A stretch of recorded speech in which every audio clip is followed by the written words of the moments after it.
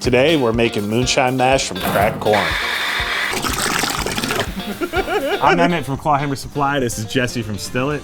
Let's get stuck in. So we have a 50-pound bag of feed corn that we're going to turn into a mash today. We'll mill it, but I'm putting a disclaimer out. We sell a grain mill. It's not for use on corn. Yeah, corn's rough, It'll man. destroy your mill. So if you have an old mill, do that, or pulverize it with a hammer, put it in the bag, do whatever you gotta do. But if you buy one of our mills and crack corn with it and you destroy your mill, I'm not gonna warranty it.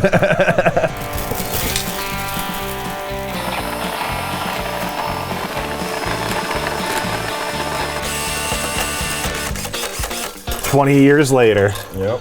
So we've made one pass through the mill, and it's broken down quite nicely. I think we could go just a touch finer. Okay. And just even probably it's not so much that we're trying to crack everything down smaller, so we're trying to catch the bigger pieces again. And make sure that they get actually cracked. Yeah.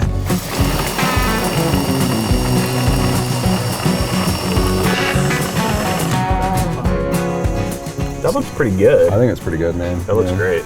All right, so this corn has been through the mill twice, and we could put it through again and crack it down even further. But the problem is every time you crack it more, you're creating more of that flour. Smaller and smaller pieces that are likely to get through whatever protection you have protecting your elements. We have our basket. Yep. So we don't want to go too crazy.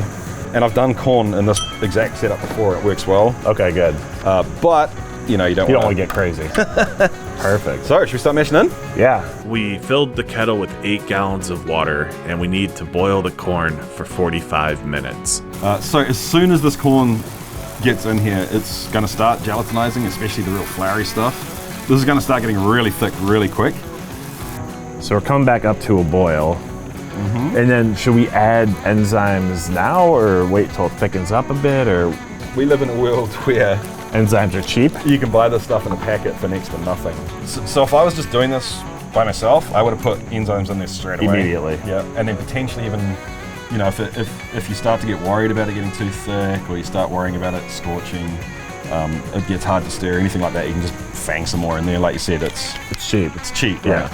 Yeah. So these enzymes aren't going to help us in terms of, like converting the mash later on. Right. They're just here to stop this getting way out of hand in terms of being goopy. Okay, so this will thin out the actual corn itself. It'll thin it a little bit.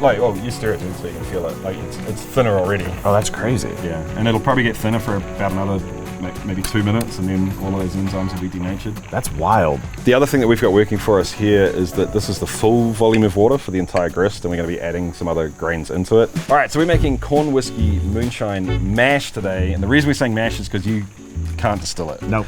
Jesse is going to go home back to New Zealand where home distilling is totally legal for me. He's going to show the whole distilling process of this exact mash on his channel with step by step, so you can actually see how you would distill the moonshine. So this basket works pretty well for this process for sure. Yeah.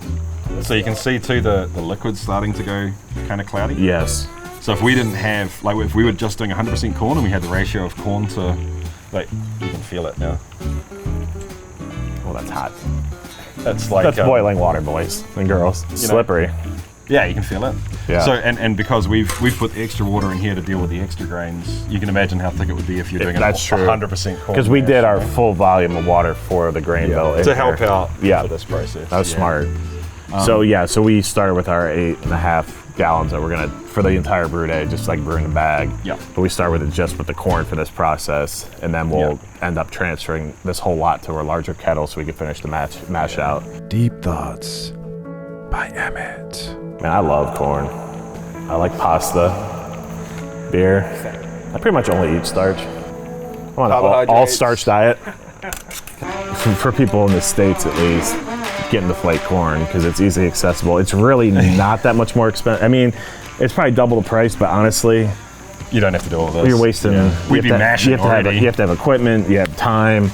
And versus just pitching it in at mash temp and it's already ready. It's already gelatinized. So 100%. That's why I've always used flake corn because I'm lazy and I came from a brewing background. So it makes sense for me because I know you can buy it. It's easy.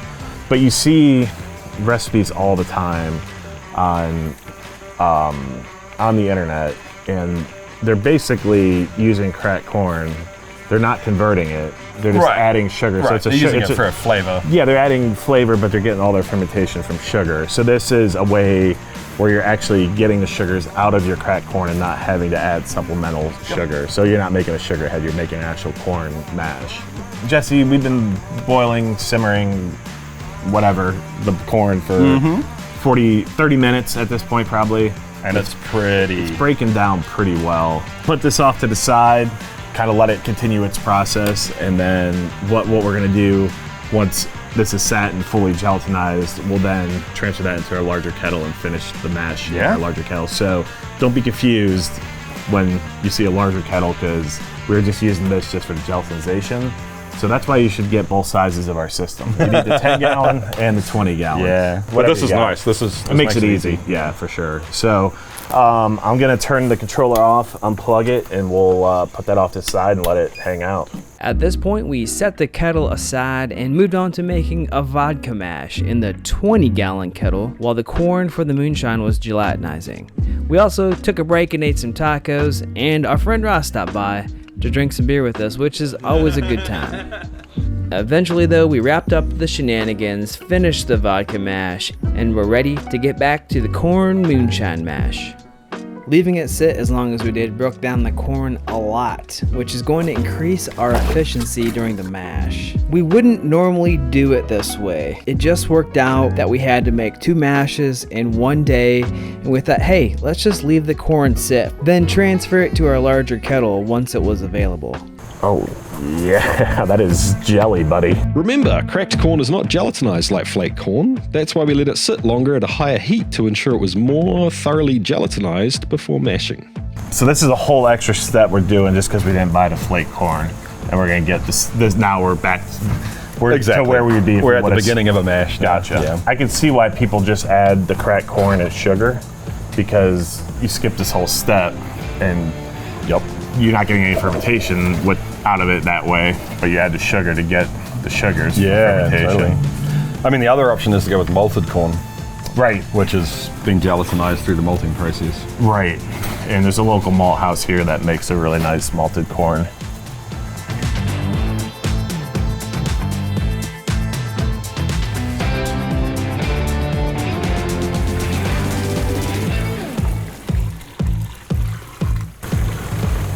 Oh yeah. And I'll discard of this. That's barely gonna cover the bottom. Right.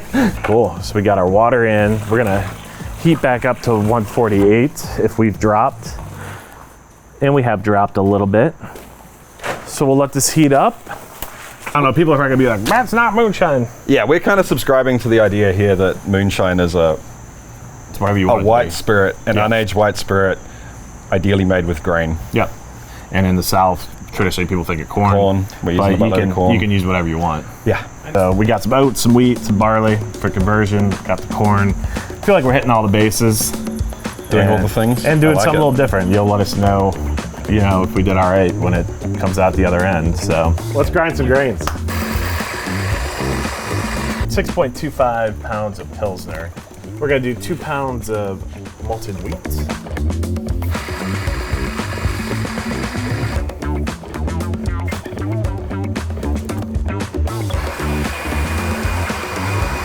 Yeah, I'm just gonna sprinkle the oats on top of the corn. Just for fun. Yeah, cool. I think it'll look fun. Oh yeah, that looks real fun. And just to be clear, we're adding the oats now because these are, I don't know what you call them here, quick oats. They've already been gelatinized.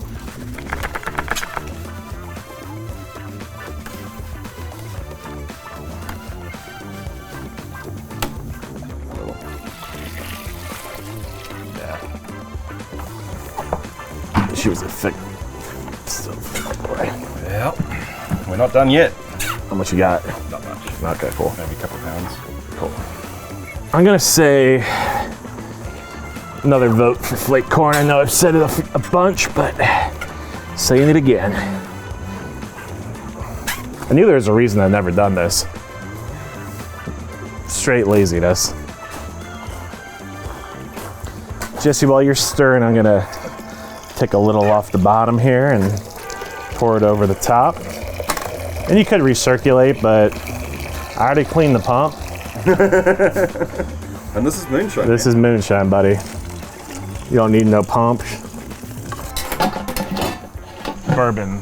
How's it going, guys? I'm Jesse from the channel Still It. I'm based way down in New Zealand. My channel is all about chasing the craft of home distillation. The whole idea is to really get stuck into the geeky stuff, but I'm by no means any expert on the topic. I guess I'm better at kind of finding cool stuff out there, information, talking to professional distillers, so on and so forth, and then being able to repackage that information for everyone else. Normally I'm distilling, mashing, cleaning by myself in a shed in the middle of nowhere. So being able to do it with some buddies is, yeah, it's been awesome. It's been a long couple days. I am hurting. We've been partying hard, been not sleeping. Let's call it a night. We'll come back in the morning. We'll finish the mash out, and we'll go from there. Yeah, cool. And to be honest, man, if it gets just a little bit of funk, a little bit of something, I won't be mad at that. It's authentic moonshine at that point, right? See you in the morning.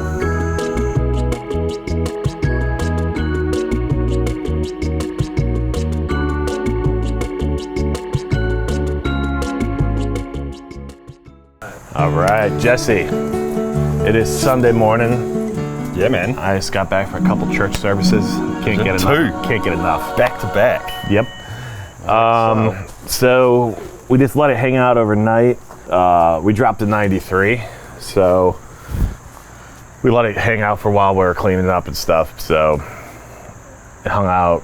We probably mashed for, I don't know, 60, 80 minutes at 147, and then it just kind of cooled down overnight. So It's all just kind of puffed up again. yeah, it all puffed up. Yeah. Looks good though. I'm gonna taste it. Yeah, that's the key. All right, throw a refractometer on it. Sweet. Yeah. Tastes good, actually. Oh yeah. Oh man. I'll lift, see if you can get a hook in. I got one. Got him. While this is draining, we probably need to do a little squish and get some more liquid out of there. Yeah. But while we're doing that, I'll get the hoses and the chiller hooked up. We'll chill this down to around 80, and then we'll pitch yeast. Yeah. And I don't know, what kind of yeast are you thinking for the smash? Yeah. Should we do the White Star single malt? Yeah, let's do throw a it. little more sort of white grapey, fruity characters in there. I mean, I'm going to be drinking it white, Yeah. unaged, so Right. we may as well crowbar in a little bit of extra flavor. Cool. Right? Perfect. Well, let's pull this basket off. Sorry. You're right. I love, you said, put it in the compost bin. This is what my compost bin looks like too. Wow. Been in quotes. We're chilled down to 82 degrees. We're gonna go ahead and transfer this for our fermenter. Yeah. We're gonna pitch our yeast.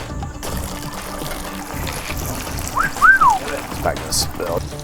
Oh, it's not as bad as I thought. Oh, nice. I think it's somewhere between like 1085 and 1095. Oh. All right.